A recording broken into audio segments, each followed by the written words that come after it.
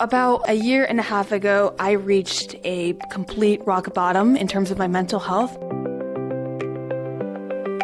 Hi, my name is Daniela Jimenez and I'm in 11th grade. I go to Ponte Vedra High School. I enjoy school activities like running my mental health club, Lift Up, and running my podcast called Unmute Minds. In my spare time, I like to learn more about cybersecurity, my IT academy, and its certifications. I also like to work on my podcast and find ways to support and connect with others with my mental health club. One of the accomplishments I am most proud of is bringing in a keynote speaker for my school, in which we have impacted over 500 students in total. This is what I like to consider one of the most important days of my entire life because I got to see firsthand this impact that I made with my students and with my school as a whole. One of the biggest challenges I've had this year is facing hard pushback from school administration when trying to bring in additional speakers, which pushed us to find and create our own alternatives into making an impact for our students. One goal I hope to achieve this year is to further grow my Lift Up Club and to find new people to take over once I am gone. After high school, I hope to attend Georgia Tech and pursue a career in computer science, maybe even in cybersecurity, with the goal of using technology to improve life on social media.